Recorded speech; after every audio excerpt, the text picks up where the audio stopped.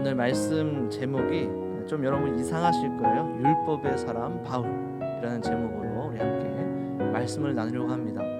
바울이라고 하면 우리가 보통 알기로는 율법의 사람으로 알기보다는 복음의 사람으로 알죠. 그리고 이방인의 사도로 알고 있고, 또 참 무수히 많은 교회를 세우고 또 성경을 쓴 하나님의 종으로 우리가 알고 있습니다. 그래서 그 말씀을 참 우리 마음판에 새기고 참된 신앙인으로 살아가고자 하는 분들이 참 많으실 거라고 생각을 해요. 그 중에서도 오늘 우리가 읽은 말씀 꼭 여러분 20절만 읽으셨죠. 그래서 제가 일부러 오늘 19절부터 21절까지 읽었는데, 사실 여러분들 20절을 참 많이 아실 거예요. 그죠?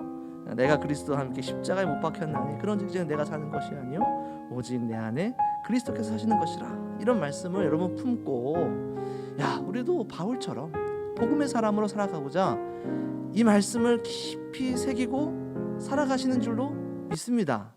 그러니까 여러분 어떤 생각을 가지면서 우리가 신앙생활을 하게 돼요? 나를 죽여야지 라는 생각을 하면서 하시잖아요. 나를 죽이고 어떻게든 나의 삶에서 내가 원하는 것, 바라는 것, 나의 즐거움과 행복보다는 오직 하나님의 영광을 위해서 최선을 다해서 사는 삶을 아마 여러분들 살아오시고 계실 거예요. 그러니 이 금요일 밤에도 여러분들 이 자리에 앉아 계시겠죠. 아마 지금 여러분들은 거의 다 최선을 다해서 여러분이 드릴 수 있는 시간, 노력, 여러분들의 삶의 어떤 일부분들을 참 귀하고 정말 최선을 다해서 하나님께 드리는 삶을 사시고 있으리라 생각됩니다. 그런데 그렇게 신앙생활을 하다 보면 때로는 이런 생각이 들 때도 있어요. 그러면 나의 즐거움과 행복은 어디 있는가? 우리가 평생 하나님 기쁘시라고, 주님 기쁘시라고, 좋으시라고 살다 보면 때로는 가을 타듯이, 물론 가을은 아니지만 문득문득 영적인 가을 탐이 있어요. 그럼 나는 무엇을 기쁨으로 살아야 하지? 평생 이렇게 예배만 드리다가 죽어야 되나? 내가 하고 싶은 거, 또 내가 즐거워하는 거, 이런 것들을 즐길 때는 또 막 어떤 부담감이 생기기도 하고, 내가 이럴 순 없지, 이런 마음이 생길 때도 있잖아요. 그렇게 사는 것이 항상 그런 건 아니지만, 만약 우리의 몸이 아프거나 우리의 인생이 어려워지거나 아니면 우리의 가족이 힘들거나 어떤 삶의 아픔이 찾아올 때는 사실 이러한 마음들이 빵 하고 터져버려요. 그러면서 하나님께 이렇게 원망할 때도 있어요. 하나님, 제가 하나님께 최선을 다하지 않습니까? 아니, 말씀처럼, 오늘 말씀 우리에게 주신 말씀처럼 제가 이것을 나의 삶의 참 중심으로 삼고 나를 십자가에 못 박듯이 내가 좋은 것, 나에게 즐거운 것, 나에게 유익한 것보다는 항상 주님 좋으신 것, 하나님 나라의 영광 되는 것, 교회의 유익이 되는 것, 이런 것들을 꽉꽉 채워서 내가 살아가지 않았습니까? 근데 왜 이렇게 어려움이 생기고 아픔이 생기고 내 마음에 참 이런 슬픔과 아픔이 있습니까? 라고 그렇게 한탄하게 되어지는 그런 때도 있다라는 것이죠. 이러한 마음들이 우리가 좋을 때는 하나님 저 잘했죠 라는 어떤 자랑으로, 그런 천진난만한 마음으로 발현될 때도 있고, 또 안 좋을 때에는 하나님이 어디 계시죠? 라는 질문으로 끝까지 깊어질 수도 있다라는 것이죠. 그래서 오늘 여러분 이 말씀이 여러분들 안에서 좀 새롭게 바뀌어졌으면 좋겠어요. 나를 죽인다는 게 과연 무엇인가? 실제로 성경은 십자가에 우리를 못 박으라고 하는데 과연 그게 무엇을 의미하는가를 우리가 정확하게 알아야 이 말씀이 정말 어느 신앙생활 하다 보면, 사실 입으로는 복음의 사람 바울이라고 얘기하지만 율법의 사람, 여전히 우리에게 율법을 갖다 대고 이렇게 살아라, 이렇게 살지 않으면 안 된다 라고 우리를 억압하는 율법의 바울로 느껴질 때가 얼마나 많으냐라는 것이죠. 그래서 오늘 이 말씀을 우리가 조금 더 깊이 살펴보고자 합니다. 사실 이 말씀이 왜 나왔는지가 중요해요. 바울이 이 얘기를 왜 했는지가 중요해요. 왜 이 얘기를 했느냐면, 갈라디아서 2장을 보면 한 가지 사건이 등장을 합니다. 어떤 사건이냐면 베드로에 관한 일이에요. 베드로에 관한 일인데 어떤 일이냐면, 간단히 얘기하면 베드로가 이제 이방인들과 함께 식사를 했어요. 베드로가 어떤 사람입니까? 예루살렘 공회에서 이제 모두 다 이방인들에 대해서 어떻게 할까 막 고민할 때 나서서 하나님이 주신 말씀도 증언하고, 또 그들에게 성령 세례가 퍼부어지는 것들도 증언하고, 어떤 율법에서 벗어나 이제 복음의 시대로 완전히 넘어가는 그러한 일의 한 중심에 있었던 사람이 베드로였잖아요. 그런 사람이 베드로였어요. 그런데 그런 베드로여도 어떤 일이 있었냐면 이방인들과 함께 식사를 하고 있다가 이제 야고보의 사람들 유대인들이 이제 방문을 한다고 하는 거예요. 그러니까 그것을 두려워서 유대인들이 와서 그 광경을 보는 게 두려워서 성경에 정확히 이렇게 써 있습니다. 그 할례자들을 두려워하여 식사하던 자리에서 떠났다라고 얘기를 하고 있어요. 물론 베드로의 중심의 어떤 복음의 중심이 흔들렸다거나 그가 예수님의 말씀을 완전히 잊어버렸다 이런 건 아니죠. 잠깐 두려워했을 수 있어요. 근데 바울이 얘기하는 핵심은 베드로가 그런 행위를 했다라는 게 이제 핵심이 아니에요. 바울이 베드로에게 이제 경책한 정확한 내용은 이렇습니다. 14절에 보면 2장 14절에 보면 베드로에게 이렇게 얘기를 해요. 내가 유대인으로서 이방인을 따르고 유대인답게 살지 않으면서 어찌하여 억지로 이방인을 유대인답게 살게 하려느냐라고 얘기하며 유대인 이방인들과 함께 식사하던 유대인들과 또 그와 같이 외식하고 바나바도 그 외식에 유혹이 되었다. 이걸 가장 큰 문제로 베드로에게 경책을 합니다. 그러니까 정확하게 하면 이런 거예요. 베드로가 그런 행동을 함으로 말미암아 어떤 일이 벌어졌냐면 그 베드로를 보고 있던 다른 유대인들과 바나바까지 이런 마음이 든 거예요. 아, 그래도 저렇게 해야 되는구나 라고 생각하게 된 거예요. 복음도 중요하고 말씀이 이방인들에게 퍼져나가는 것도 중요하고 그리스도의 복음 안에서 우리가 하나 된 것도 중요하지만 그래도 율법도 중요하지 라는 생각을 해버린 거예요. 이게 뭐 큰일 같지 않지만 이게 어떤 의미인지 아시겠습니까? 복음으로 똘똘 뭉쳐서 이제 그 복음이 온 세상을 향하여서 전파되어지는 그 중요한 시기에 그 복음 앞에 율법이 다시 세워지기 시작한 거예요.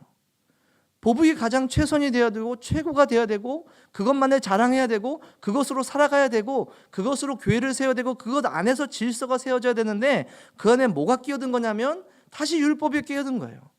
율법에서 자유롭게 복음으로 해방된 자들이 시간이 지나 어느덧 자신들도 모르게 다시 율법으로 돌아가게 된 사건, 또 그렇게 그런 유혹이 퍼지게 된 사건, 그게 바로 갈라디아서 2장에 등장하는 베드로의 사건이라는 것이죠. 그래서 바울은 이 얘기를 하고 있는 거예요. 그게 큰 잘못이다. 그게 굉장히 무서운 것이다. 그것이 우리가 가장 약한 것이다 라고 얘기하며 오늘 이 문제를 끄집어내고 있는 것이죠. 그래서 이방인들은 이렇게 생각하게 되는 겁니다. 아, 의롭게 되기 위해서는 여전히 율법을 지켜야 되는구나. 아무리 복음이 좋고 우리를 죄와 사망의 법에서 해방시켜뒀다 하더라도 결국에는 율법이라는 어떤 종교적인 행위가 우리에게 지켜져야 우리가 구원받을 수 있는 거구나. 아니면 구원은 복음으로 받더라도 하나님께 사랑을 받으려면, 하나님께 귀한 백성이라 인정받으려면 이것을 지켜야 되는구나 라는 생각이 들어와져 버린 것이죠. 여러분, 우리의 신앙생활이 마찬가지입니다. 여러분, 우리가 우리의 공로와 우리의 노력으로 아무도 구원받지 않았다라고 우리는 자신 있게 얘기는 하지만 우리가 구원을 받아서 복음으로 들어온 이 삶을 누리는 가운데에 점점점 어떤 생각이 들게 되어지냐면 이것만으로 괜찮은가? 내가 하나님께 더 드릴 것은 없는가? 처음에는 너무나도 좋고 순전한 마음으로 시작하지만 어느 순간 이러한 드리는 일들, 내가 하나님 앞에 드리는 어떤 행위의 열매들, 모든 행위들이 하나님 앞에 드려지고 그것이 쌓인다고 생각을 하니까 그것을 통해서 하나님께 사랑을 받으려는 그런 마음들이 우리 가운데 조금씩 생겨난다는 것이죠. 이것은 우리의 본성이에요. 사실은 우리의 본성이에요. 너무나도 이겨내기 어려운 거예요. 그래서 바울은 이것을 굉장히 큰 문제로 지적하면서 두 가지를 얘기합니다. 이렇게 복음으로 살다가 하나님께 어떻게든 더 잘 드리려고, 마치 우리가 20절을 외우면서 먹는 마음처럼요, 하나님을 위해서 더 최선을 다해서 살아보려고 하는 사람들에게는 두 가지 마음이 다가올 때가 있어요. 첫 번째 무엇이냐면 갈라디아서 2장 17절에서 얘기를 해요. 만일 우리가 그리스도 안에서 의롭게 되려 하다가 죄인으로 드러나면 그리스도께서 죄를 짓게 하는 자냐? 결코 그럴 수 없느니라. 조금 어렵고 복잡하지만 쉽게 얘기하면 이겁니다. 우리가 율법을 지키면서 복음 안에서 살아가려고 열심히 노력하다 보니까 이게 내 힘으로 되지 않는 거예요. 그래서 어떤 마음을 품게 되냐면 나는 이미 복음으로 구원을 받았으니 나의 행위와 나의 범죄가 전혀 나에게는 어떠한 상관도 없고 어떠한 영향도 없다. 나는 자유로운 마음으로 죄에서 해방된 거예요. 너무 놀랍지 않습니까? 근데 실제로 이런 사람들이 있어요. 내가 믿음이 있으니까 내가 어떤 일을 하고 어떤 잘못을 해도 괜찮다라고 너무 쉽게 포기해버리는 사람들이 있어요. 그러니까 그게 이 17절 얘기예요. 의롭게 되려다가 복음 안에서 살려가다가 그것이 오히려 죄인으로 드러나면 복음이라는 것이, 믿음이라는 것이 그렇게 부담 없이 죄를 짓게 하는 것이냐? 절대 그렇지 않다라는 것이죠. 대부분 이것보다는 두 번째 경우, 오늘 이 본문의 가장 큰 문제죠. 두 번째 경우가 더 커요. 갈라디아서 2장 18절입니다. 만일 내가 헐었던 것을 다시 세우면 내가 나를 범법한 자로 만드는 것이라. 이건 어떤 경우입니까? 믿음 생활을 하고 하나님을 더 기쁘시게 하기 위하여서 나의 삶을 들여다보니까 뭐가 좀 부족한 것 같아요. 그래서 이 모든 어떤 부족함과 어떤 애매함을 해결하기 위해서 또다시 율법을 만들어서 자기 스스로 그 안에 갇히는 거예요. 내가 이 정도는 해야지. 내가 새벽 예배 빠지지 말아야지. 내가 성경 몇 독 해야지. 내가 얼마를 하나님께 드려야지. 내가 시간을 어떻게 하나님께 반드시 이 이상 드려야지. 내가 교회에서는 모든 일에 내가 최선을 다해서 다 드리고 그것을 정해놓고 그것을 나의 어떤 영적인 성숙함의 기준으로 삼고 살아가는 그러한 일들로 편해져 버린다는 것이죠. 그게 두 번째 경우예요. 율법을 다시 세우는 사람들이죠. 그러니 어떠한 경우도 참 피해가기가 어려워요. 율법에서 벗어나기 위해 죄까지 다 내어 던지는 삶이냐, 아니면 율법을 다시 세울 수밖에 없는 삶이냐, 막 이 안에서 막 고민하고 막 이리저리 헤맨다라는 것이죠. 근데 문제는 무엇이냐면, 그럴 수밖에 없는 문제가 무엇이냐면 이런 마음 때문에 그래요. 내가 이걸 드리지 않으면 하나님이 기뻐하지 않으실 거야 라는 생각 때문에 그래요. 내가 이렇게 하지 않으면 하나님께서 나를 사랑하지 않으실 거야 때문에 그래요. 이렇게 하지 않으면 내가 구원받지 못할까지는 가지는 않겠습니다. 그래도 우리가 복음에 대해서 아는 사람들이기 때문에 그러나 그런 마음이 있다는 것이죠. 내가 더 열심히 해야, 내가 더 많이 드려야, 내가 남들보다는 더 성경을 많이 읽어야, 더 예배를 많이 드려야 하나님께서 나를 더 사랑하시겠지 라는 마음을 가지는 것이죠. 어떻게 보면 이게 되게 사랑스럽다라고 여러분 느끼실지도 모르겠어요. 아유, 참 믿음이 좋으시군요. 하나님을 향해서 열정이 크시군요 라고 생각하실지도 모르겠어요. 근데 여러분 바꿔놓고 생각해 보세요. 여러분들의 자녀가 있는데 이 자녀가 너무 열심히 공부를 하는 거예요. 학교에서 막 상도 타오고 막 전교 1등도 하고 막 뭐 대회 나가서 상도 타오고 막 엄청 열심히 하고 막 엄청난 성과를 거둬요. 그래서 막 너무 기쁜 거예요. 그래서 물어봤어요. 아들이라고 합시다. 아들한테 물어봤어요. 와, 아빠가 너무 기쁘다. 야, 너 왜 이렇게 공부를 열심히 하니? 너 왜 이렇게 좋은 성적 거뒀니? 근데 아들이 이렇게 얘기하는 거예요. 제가 이렇게 하지 않으면 아버지께서 저를 사랑하지 않으실까 봐 제가 이렇게 열심히 공부를 했습니다. 여러분 이렇게 얘기했다고 생각해 보세요. 뭐 제가 좀 이제 감정적인 사람인지여서 모르겠지만 저는 심지어 자녀가 없는데도 자녀가 그렇게 얘기하면 너무 끔찍할 것 같아요. 내가 그런 부모였나? 라고 생각할 것 같아요. 여러분 그거 하고 있는 걸지도 모르겠어요. 우리가 하나님 앞에 열심히 살아가면서 내가 힘들고 고통스럽고 때로는 원망스럽고 신앙생활이라는 게 즐겁지 않고 행복하지 않지만 그래도 들어가면서 막 어마어마하게 들어가면서 살아가다가 언젠가 이렇게 얘기하는 거예요. 하나님께. 하나님, 제가 이렇게 안 하면 하나님 저 사랑하지 않으실 거잖아요. 하나님, 제가 이렇게 하지 않으면 저 버림받을지도 모르겠어요 라고 우리가 하나님께 그렇게 얘기하고 있을지도 모르겠다라는 것이죠. 이게 얼마나 안타까운 일이에요. 얼마나 슬픈 일입니까? 얼마나 어떻게 보면 끔찍한 비극 아니에요? 그래서 바울은 사실 이 말씀을 베드로로 시작했지만 갈라디아 성도들에게 또한 그 지역의 소아시아 지역의 모든 성도들에게 이 편지를 보내면서 이걸 얘기하고 싶은 거예요. 니네들 즐거워하는 거, 좋아하는 거, 너희들의 인격까지 다 말살해 가면서 하나님께 충성해라. 삶의 예배라는 게 무엇이냐? 너희들 안에 있는 거 다 비워가면서 너희들 안에 있는 걸 깡그리 다 비우고 오직 하나님을 위해서 살아라. 여러분, 그건 복음과 천국의 길이 아니라 여러분 해탈과 성불의 길입니다. 여러분, 그 성불하시면 안 되잖아요, 그죠? 여러분, 천국 가셔야죠.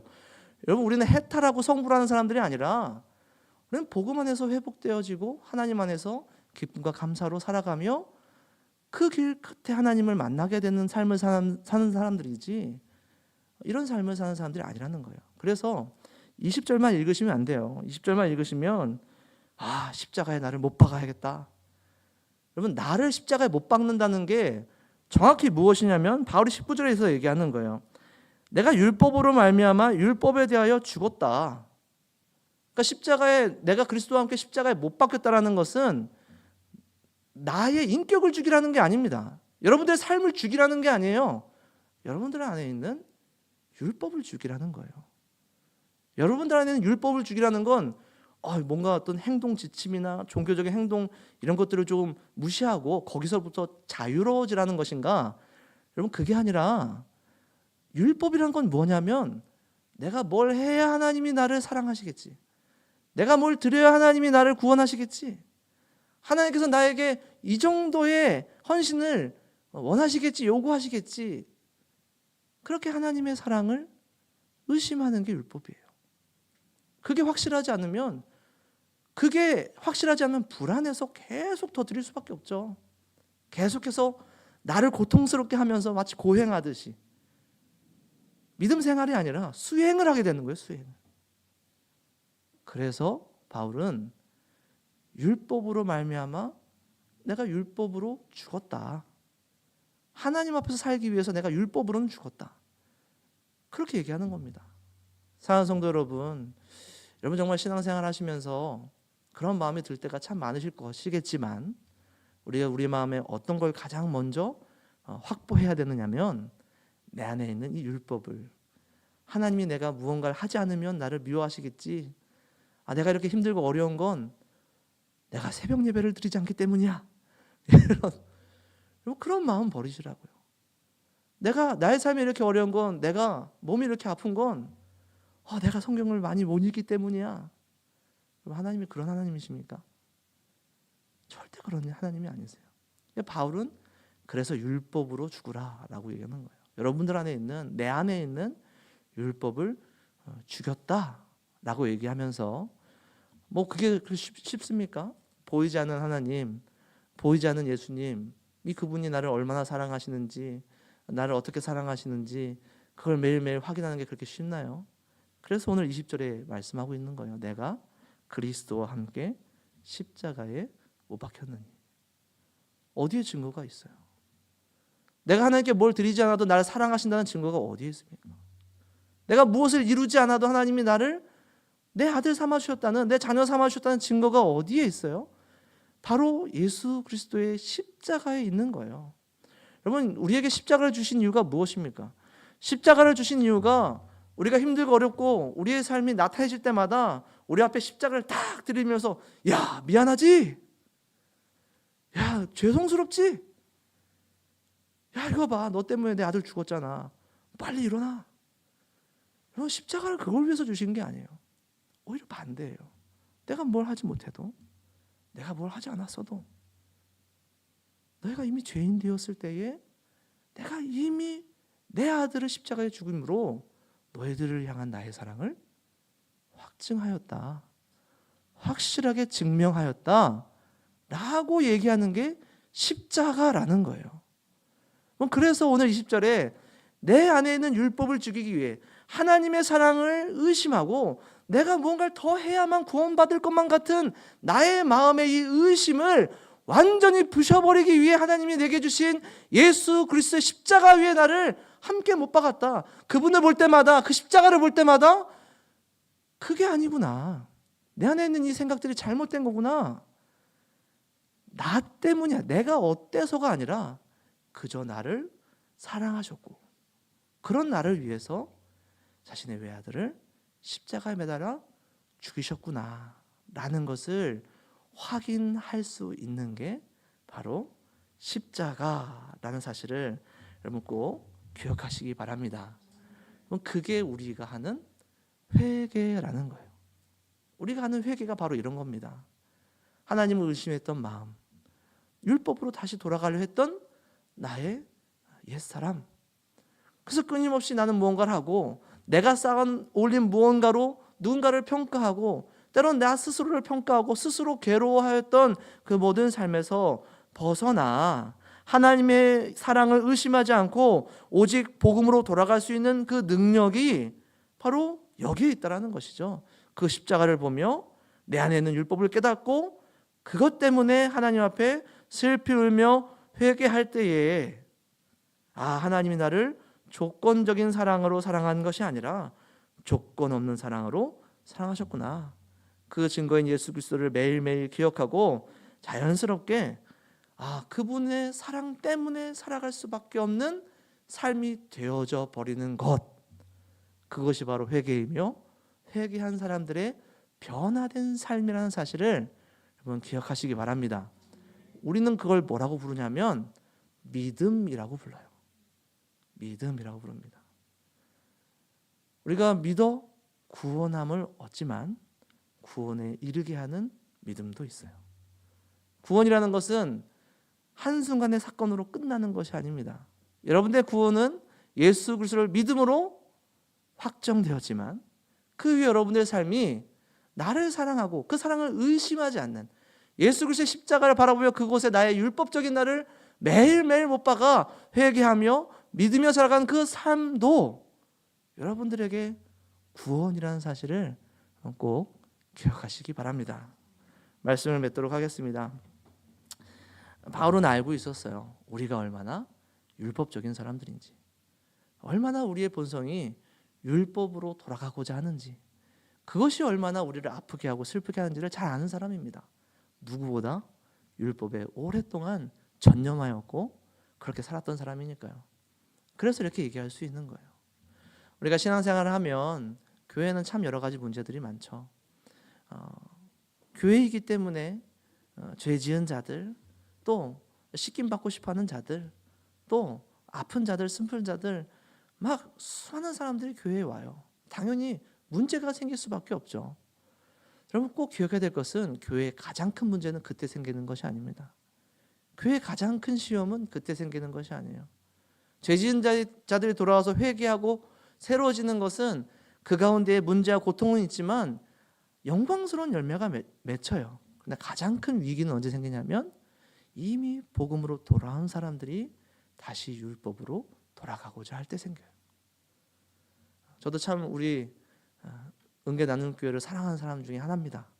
우리 목사님을 사랑하기 때문이기도 하지만 여러분들 이 교회가 어떻게 세워졌는지, 또 얼마나 아름답게 성장하고 있는지, 또 얼마나 여러 가지 시험과 고난들이 있었는지를 저도 함께 기도 제목을 받으며 기도하기 때문에 잘 알아요.